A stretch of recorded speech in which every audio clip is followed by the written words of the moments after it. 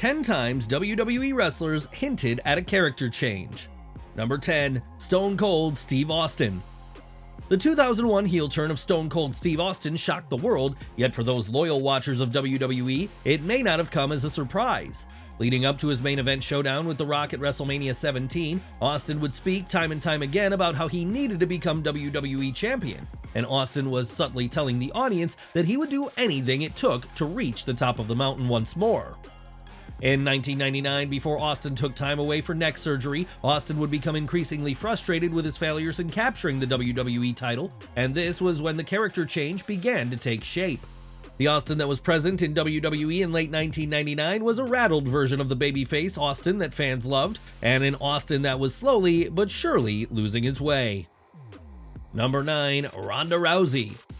WWE did the right thing by turning Ronda Rousey heel ahead of her WrestleMania 35 feud with Becky Lynch and Charlotte Flair, and WWE managed to tease the change months before it was official. This tease first came at Survivor Series in 2018, as the crowd for some reason began to turn on Rousey, and during the match Rousey looked increasingly defeated by the crowd's response towards her. When Rousey was heckled on the way to the backstage area following her match with Flair, a switch went off in Rousey as she looked visually distraught, and her character had come to the realization that these fans no longer cared about her. Number 8. Shane McMahon. When Shane McMahon turned heel on The Miz in 2019, it was a truly shocking moment, yet for loyal viewers of the SmackDown product, the teases had been there since 2017. Names such as Kevin Owens, Sami Zayn, and AJ Styles would claim that McMahon was abusing his power as SmackDown commissioner, and although McMahon denied this, there was a ton of merit to what these names were saying, as McMahon would often book heels in unfavorable positions. McMahon was often called out by heels for his biases towards them, and due to the fans being conditioned to not question the babyface's moral compass, the fans naturally sided with McMahon. When McMahon finally turned heel, these questionable motives and instances of tyranny were brought to the surface, and it was clear that McMahon had been abusing his power for years on SmackDown, and the heels were completely justified in taking issue with McMahon's antics. Number 7. The Rock.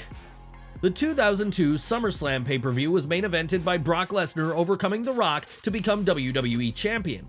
The match, aside from being excellent from an in-ring perspective, was notable as the crowd noticeably favored Lesnar in the match. This would end up being The Rock's final WWE match until his 2003 heel run as Hollywood Rock, and the interesting thing about Hollywood Rock was that the Great One alluded to the huge change in a post-SummerSlam promo. Following his loss to Lesnar in the main event of the show, The Rock grabbed a mic and he looked utterly stunned as the crowd booed and heckled him. The Rock would state that it doesn't matter if the fans love it or hate it, he was still leaving SummerSlam as the People's Champion. The Hollywood Rock persona was then heavily teased, as The Rock stated that as of right now, Sing Along with The Rock is over. The Rock would then exit the ring and look back towards the audience one more time, as to say that the days of Babyface Rock are officially dead and buried. Number 6. Triple H. When Triple H failed to defeat John Cena at WrestleMania 22, WWE decided to take his character in a new direction.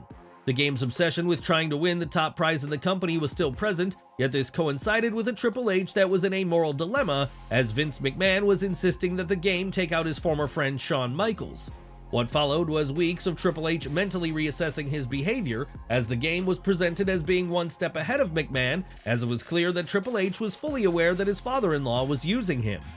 This hint at a change of character would come full circle when Triple H joined forces with HBK once again, and the two would rekindle their friendship to take down the evil Mr. McMahon. Number 5. Roman Reigns.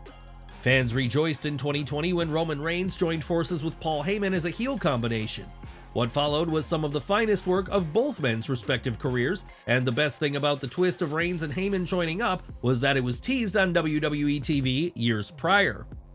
Dating back to 2015, Heyman had always stated how much he respects and personally likes Reigns, and in one 2015 promo, Heyman even stated that Reigns was the guy. In terms of Reigns' more edgier and authentic persona, this began to be teased following WrestleMania 33, when Reigns declared, "This is my yard now," after seemingly retiring The Undertaker. Number 4. Bray Wyatt. The late, great Bray Wyatt had lots of strengths as a performer, and one of his more underrated strengths and abilities was his power to tease upcoming gimmicks and characters. Take for instance, in October of 2015, WWE uploaded a video to their YouTube channel of wrestlers talking about ghost stories, and Wyatt's video was incredibly captivating.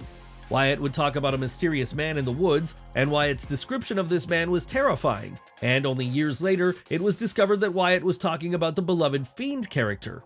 In the video, Wyatt said after seeing the mysterious man, Wyatt sought comfort from Sister Abigail, and this was when Abigail revealed that the mysterious man was Wyatt himself, implying that Wyatt had multiple personalities that could surface at any time.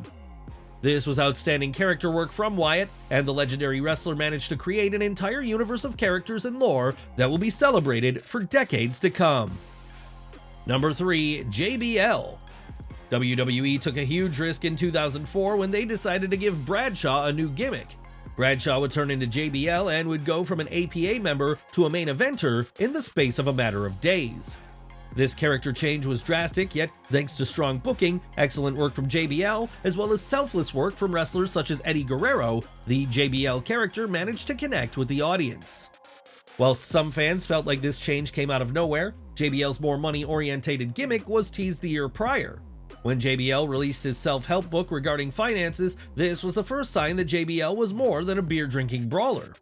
JBL's successes in this world were even referred to on commentary by Michael Cole and Taz, so it was heavily implied to the audience that a change was coming, and there was much more substance to the former Ministry of Darkness member.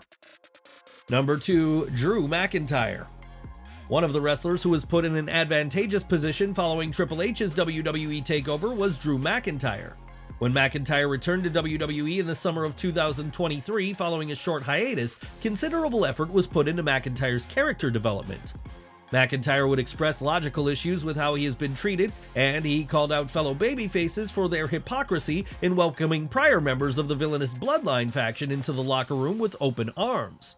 McIntyre never fully turned against the crowd during this time, and he still firmly kept his morals, and his engagement with the fans was the exact same, despite voicing these issues. Eventually, McIntyre snapped and fully embraced his heel side, and although some of his tactics have been underhanded, 99% of McIntyre's rationale for his actions have been completely justified in every single aspect. Number 1. The Undertaker. In 1999, despite The Undertaker's darker persona being incredibly over with the audience, the Deadman believed that the character had grown stale. A year later in 2000, the Deadman would debut the beloved American Badass persona, yet this persona would be heavily teased on TV before The Undertaker's extended break in 1999.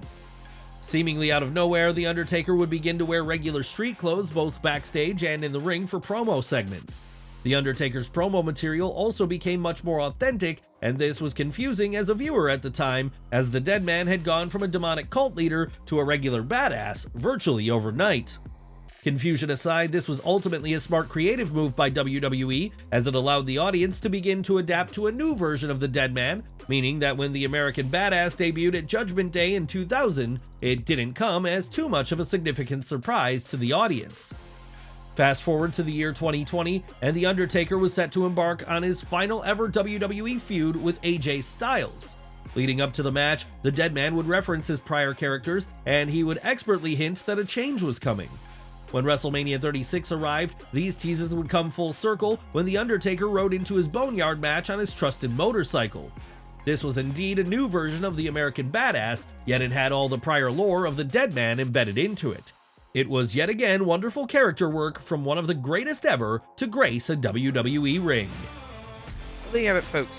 Be sure to leave your comments down below, and I'll see you next time with some more wrestling content.